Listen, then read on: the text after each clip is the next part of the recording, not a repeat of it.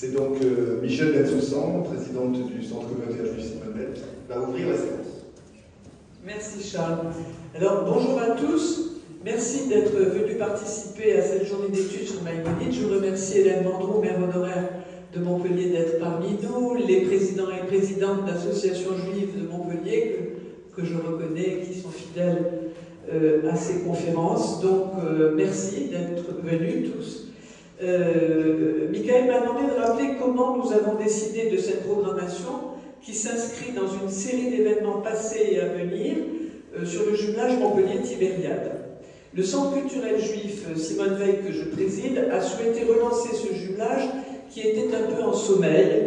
Et pour ce faire, nous avons demandé à rencontrer en août 2022 Claire Hart, déléguée au rayonnement international et coopération européenne et conseillère municipale. Claire a été très intéressée par notre projet et nous avons alors proposé aux associations juives de Montpellier et à France Israël de se joindre à nous, et c'est avec beaucoup d'enthousiasme qu'elles ont accepté. Nous avons alors créé l'association Les Amis du jumelage Montpellier-Tibériade. Michael Yankou, directeur de l'Institut universitaire Maïmonide Averroès, Thomas Daquin, s'est joint également à nous et assure la présidence de notre association. Notre projet commun était de réaliser au travers de la célébration du 40e anniversaire du jumelage une série de manifestations. Déjà en juin 2022, lors de la 45e journée de Jérusalem organisée par le Centre, le maire de Montpellier, Michael Delafosse, avait confirmé sa volonté de relancer ce jumelage. Et en juin 2023, à l'occasion de la 46e journée de Jérusalem, nous avons reçu une délégation de Tibériade conduite par son maire, Boaz Yosef, et invité la magnifique troupe de danse de la ville. Un grand moment de fraternité et d'amitié où nous avons rappelé les liens forts qui nous unissent notre ville à la ville de Tibériade. Ce programme de festivités avait déjà commencé à Tibériade avec la semaine de la gastronomie française qui a eu lieu du 28 au 31 mai 2023 où le chef à la tête du lycée hôtelier Georges Frêche de Montpellier avait été invité à y participer. Par ailleurs, notre association a décidé d'évoquer, grâce au travail de l'Institut universitaire Maïmonide Averroès Thomas d'Aquin, la mémoire de ce rabbin du XIIe siècle, Moshe Ben Maimon, connu sous le nom de Maïmonide, également philosophe, théologien et médecin, qui a marqué par son érudition l'histoire de l'humanité. Notre objectif final était de clôturer en mai 2024 ce travail de resserrement des liens entre nos deux villes jumelles par un voyage en Galilée sur la route des vins, avec bien sûr une escale à Tibériade. Mais la situation en Israël ne nous le permet pas pour l'instant, ce n'est que partie remise, et nous vous tiendrons bien entendu au courant.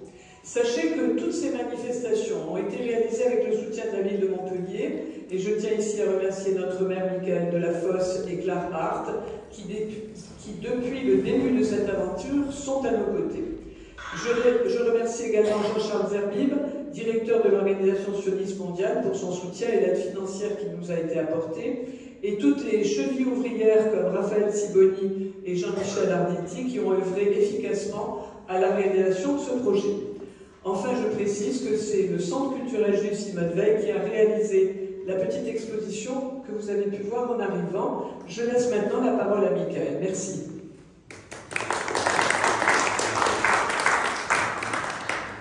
Merci Michel. Jérusalem, Yerushalayim, Tibériade, Tveria, Montpellier, Ira, Ira Kodesh, Har Galash, ville sainte, ville jumelle, fraternité, sororité.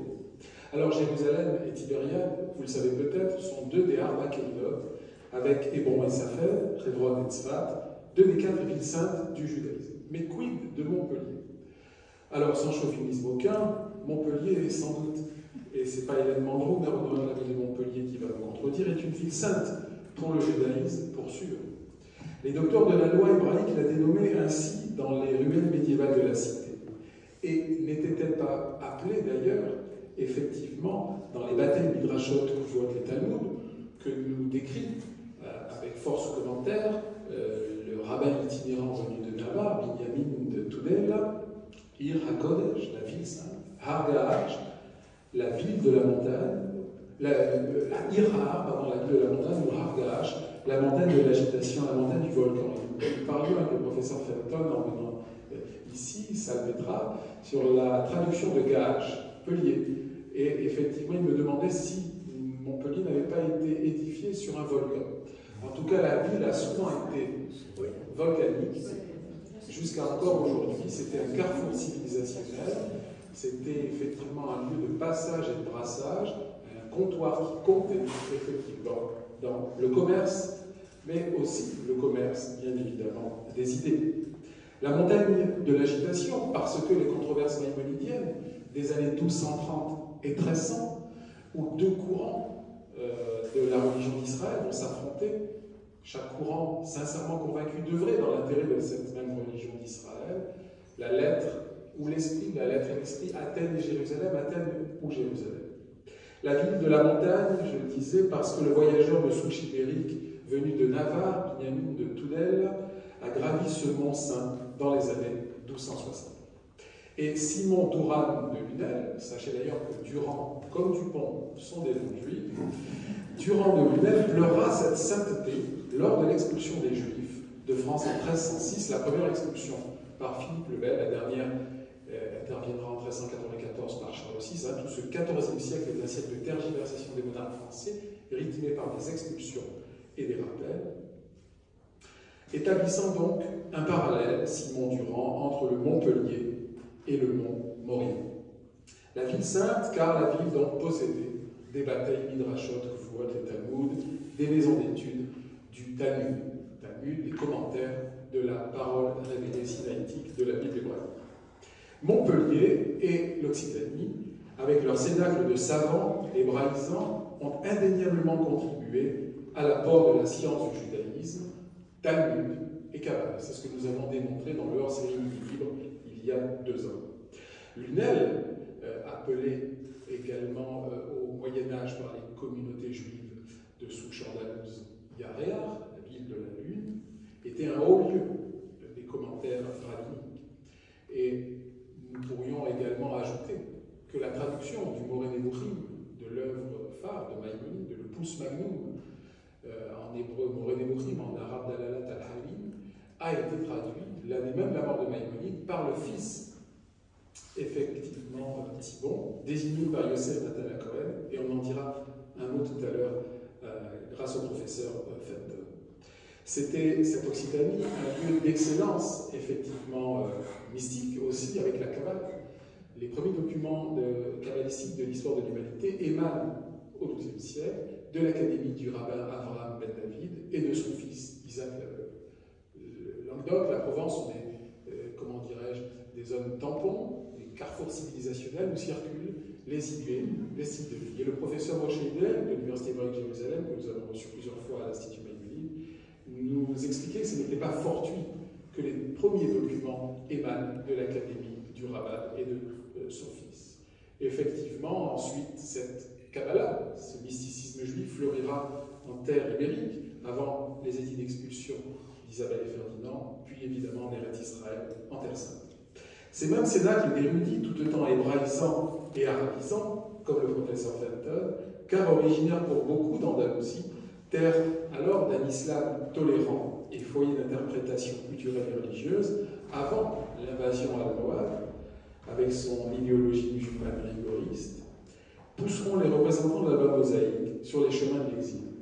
L'Orient, à l'instar de la famille Maïmon, membre de cette internationale andalouse, Occident, Languedoc-Provence, pour, par exemple, de fameux lignages d'érudits de savants comme les Thibonnes, à Lunel, Marseille et Montpellier, ou encore les Kipri à Narbonne, où nous pourrions citer le fils David Kipri, prince des Grammairiens, auteur du fameux Sefer HaShorashim. Quand les Thibonnes, 4 générations de savants, de Yehuda, l'ancêtre exilé, venu d'Andalousie, de souche grenadine, installé à Lunel, traducteur des œuvres de Saadia Gaon et Yehuda Levi.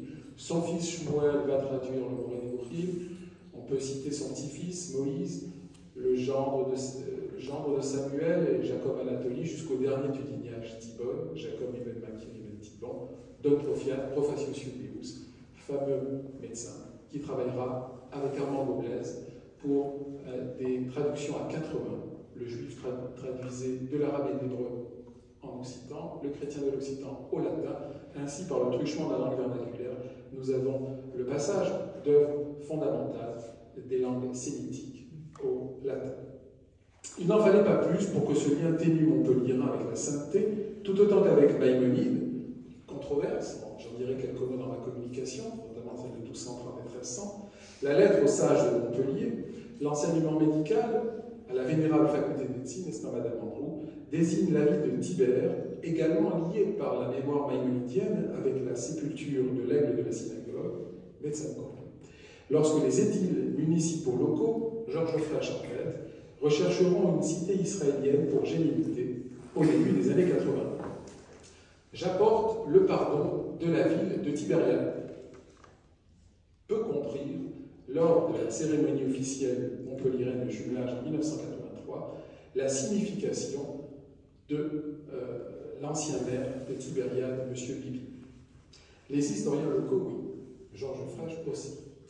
L'ancien maire de la capitale de Galilée faisait référence à l'affront commis à l'endroit de Maïmonide lors de la destruction en place publique à Montpellier, probablement par le feu, après la première controverse maïmonidienne, 1230, d'une copie de l'Opus Magnum de Maïmonide, le Moré de Bourim, le Dalalat al-Harim, guide des perplexes, guide des égarés, incunable, conciliant les raisons du cœur et de l'intelligence, la foi et la raison.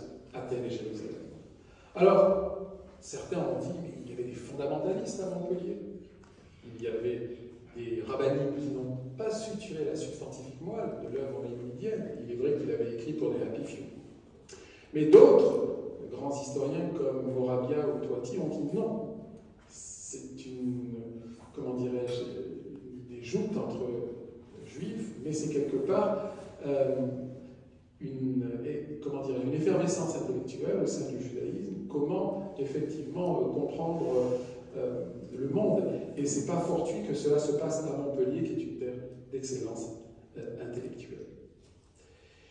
Donc, des historiens contemporains, au regard plus distancié, comme Alfred Morabia ou Charles Toiti, affirmeront que ce ne sera finalement point fortuit si la conciliation de la foi et de la raison commence quelque part avec le judaïsme, et à Montpellier, terre de foisonnement intellectuel et spirituel intense.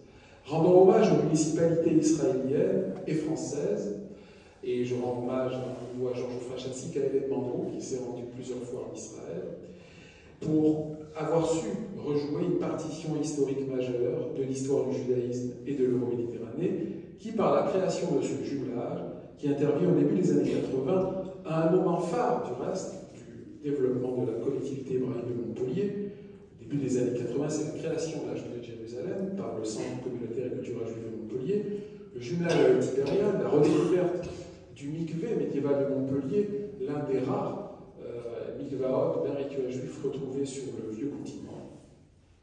En découlera une activité culturelle et intellectuelle intense, la création de l'Institut Maïmonide, par René Samuel Sirat et Georges Frêche étant une formidable preuve. S'achandrait à l'actuel maire, Michael Delafosse, maire de la ville de Montpellier, et je salue la présence de Milvia Houguet, son adjointe, président de la métropole, à Michel Bensoussan et au Centre culturel juif Simone Veil, à l'Institut Maïmonide Averroès Thomas d'Aquin et à l'ensemble du tissu associatif montpelliérain, car toutes les associations juives sont impliquées, d'avoir su relancer un jumelage fondamental, et ce, pour son 40e anniversaire, avec une programmation pluridisciplinaire déclinée sur 2023-2024, dont Michel vous a dit quelques mots. L'avenir s'écrit à la lumière du passé, nous savons le judaïsme, de Moïse à Moïse Maïmonide, il n'y a que Moïse. Je vous remercie.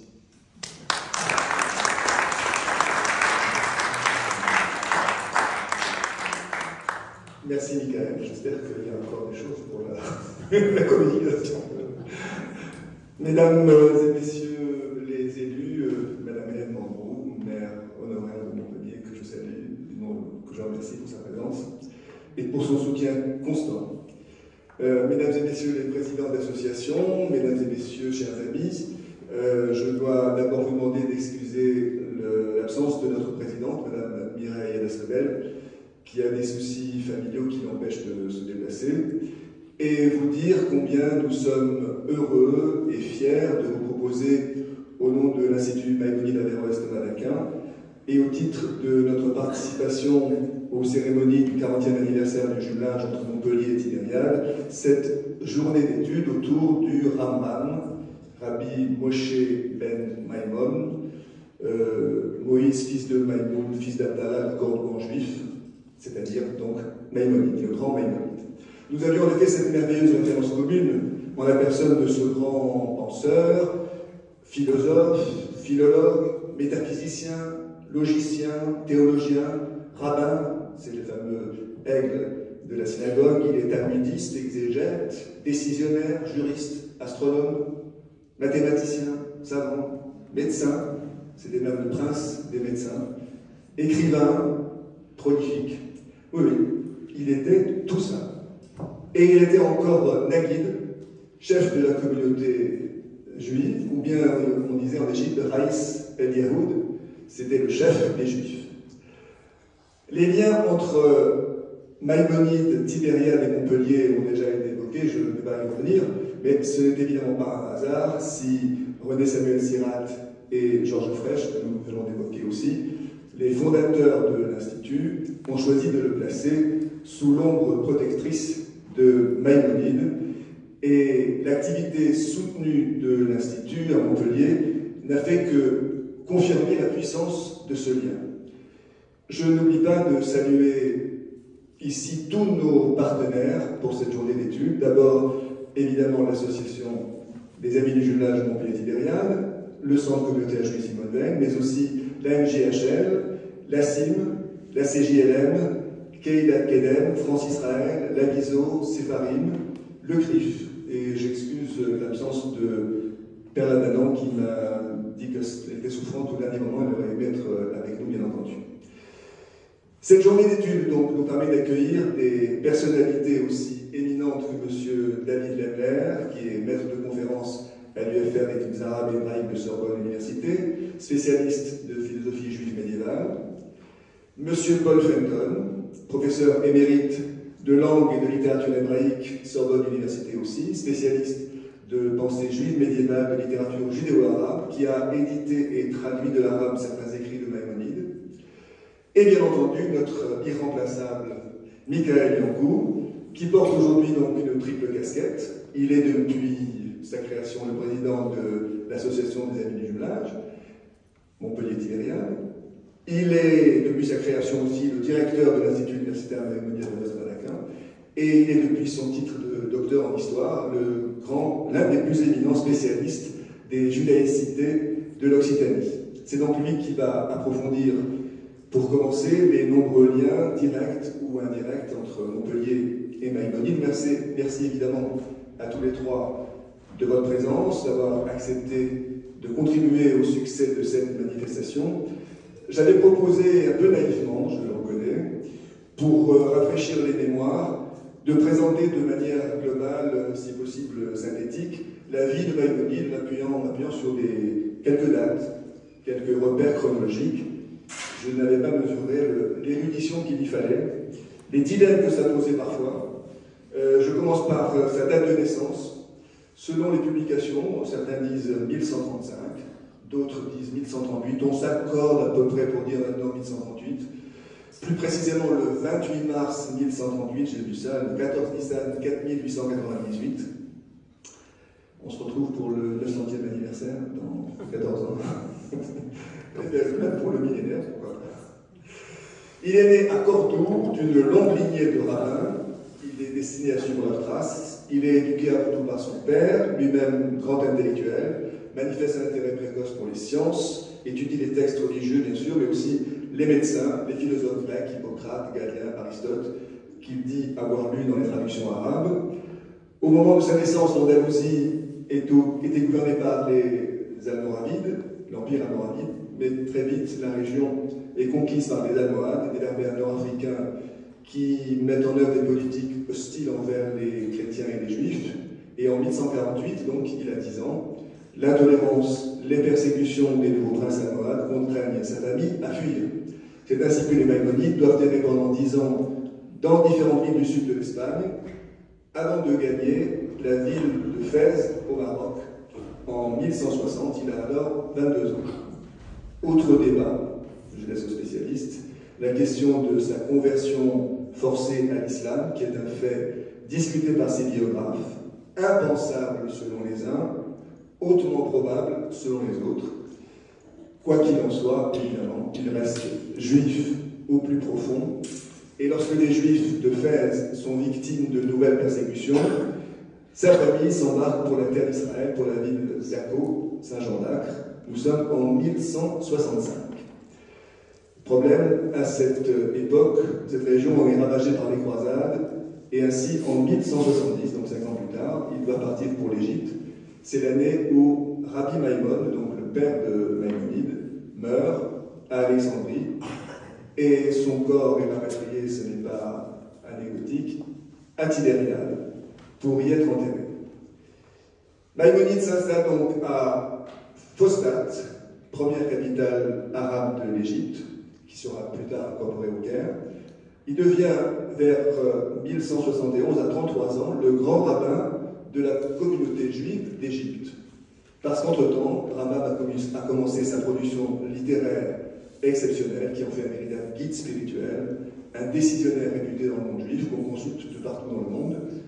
Dès 1158, à 20 ans, il a rédigé son premier ouvrage, le traité de logique, inspiré d'Aristote et d'Al-Farabi. Il commence à écrire traité aussi sur l'astronomie. C'est l'un de ses travaux les plus importants en la matière, concerne le calendrier hébraïque. En 1168, à 30 ans, il achève son commentaire de la Mishnah qui lui vaut l'admiration de toutes les communautés juives. En 1170, il publie le Sefer HaMitzvot, le livre des commandements, qui est composé d'abord en arabe et dans lequel il présente les 613 commandements de la Torah, et qui annonce le Mishneh Dora, qu'il finira de rédiger en 1180, qui est une compilation en 14 volumes de toutes les lois de la Torah et du Talmud. Après la mort de son père, donc en 1170, Maïmonide poursuit ses études talmudiques, soutenu financièrement par son frère, David, qui gagne sa vie dans le commerce des biens précieux. En 1173, David meurt dans un naufrage dans l'océan Indien, et Rambam, ne voulant tirer aucune rétribution de ses travaux sur la Torah, devient médecin. Sa réputation comme philosophe talmudiste et comme médecin est telle que le sultan Saladin, conquérant de l'Égypte, en fait le médecin de sa cour en 1174. Et c'est au cours de cette période de sa vie qu'il va décrire à Samuel ibn Tibon comme la plus harassante en tout cas, que Maïmonide rédige le meilleur de son œuvre. En 1187, l'ouvrage de médecine des aphorismes médicaux de Moïse, le Pirkei Moshe, qui compile toutes les connaissances médicales de l'époque. L'auteur d'un glossaire de phytothérapie qui liste plus de 300 remèdes à base de plantes, et puis en 1190, bien sûr, il termine la rédaction du guide des égarés, ou qu'on appelle le guide des perplexes, considéré comme l'un des ouvrages les plus importants de la philosophie juive. Il s'adresse à ceux qui n'arrivent pas à concilier la religion et les vérités rationnelles, donc à ceux qui sont perdus dans le doute, d'où le titre. Et il propose en fait de concilier monothéisme et philosophie grecque, concilier foi et raison. Il se consacre ensuite à plusieurs ouvrages médicaux. Nous avions prévu d'accueillir Ariel Toledano, qui a écrit un ouvrage sur le Maïmonide médecin, la médecine de Maïmonide, quand l'esprit guérit le corps. J'ai un extrait de ce livre qui est assez parlant, que je vous lis rapidement. Sa pratique rationnelle de la médecine est bien loin de l'empirisme qui domine l'époque médiévale. Son sens de l'observation, son intérêt pour la clinique, son besoin permanent d'associer une expérience pratique à un savoir théorique actualisé, sa vision de la prévention, ses échanges concertés entre collègues sont autant de caractéristiques qui font d'une approche médicale résolument moderne. Et c'est vrai qu'à l'époque, cette pratique était révolutionnaire. 1204, il meurt à Phostat, mais il demande à être enterré à Tibériade aux côtés de son père, même s'il y a d'autres traditions qui situent sa tombe en Égypte ou à Fès, etc. On considère que Maïmonide est l'un des plus importants rabbins post-talmudiques du judaïsme. Sur sa tombe, Michael le rappelait, est inscrit en hébreu Mi-Moshe, Ad-Moshe, Lo-Kam-Ke-Moshe. De Moïse jusqu'à Moïse, il n'y eut personne comme Moïse. Son influence sur l'histoire de la philosophie était très importante. Je cite enfin Lévinas, le plus pur hommage que l'on puisse rendre à une œuvre consiste à la mêler aux préoccupations de l'heure. C'est dire combien il est important de se consacrer à l'actualité politique et philosophique du Maïmonide. Et même si les tensions au Proche-Orient sont au plus haut, même si les victimes civiles et militaires des deux côtés se multiplient, même si les familles des otages n'en peuvent plus d'angoisse de prière, même si les actes antisémites, dans le milieu étudiant notamment, continuent de prospérer en France, célébrer Maïmonide et à travers lui le jumelage entre Montpellier et la ville israélienne de Tibériade est aussi le moyen de réaffirmer qu'à Montpellier, nous continuons de nous tenir debout et solidaires face à l'adversité. Un petit mot rapide aussi pour remercier encore la ville de Montpellier, la région Occitanie, le département de l'Hérault pour le soutien sans faille qu'ils nous apportent depuis la création de l'Institut. C'est grâce à eux que l'Institut existe et qu'il peut vous proposer des événements de cette qualité. Un petit mot pour la Fondation du judaïsme français qui depuis quelques années contribue de manière significative au budget de l'Institut. Je suis sûr qu'avec nos trois conférenciers, nous allons aborder des thématiques passionnantes, actuelles, et je redis notre grande fierté de pouvoir offrir cette superbe journée d'études aux Montpelliéraines et aux Montpelliérains. Merci à tous.